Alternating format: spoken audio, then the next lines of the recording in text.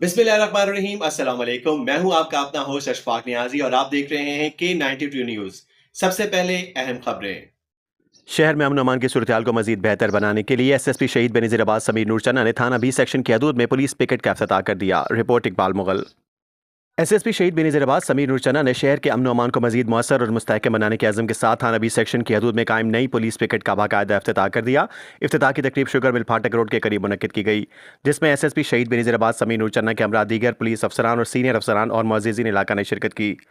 इस मौके पर खुसूसी दुआ की गई, जिसमें मुल्क और कौम की सलामती, इलाके में पायदार अमन के क़याम के लिए खुसूसी दुआएं मांगी गईं। तकरीब से खिताब करते हुए एसएसपी समीर नूर चन्ना ने कहा कि पुलिस पिकेट का क़याम इलाके में जराइम की रोकथाम और शहरियों के जानो माल के तहफ़्फ़ुज़ को यकीनी बनाने के लिए एक अहम कदम है।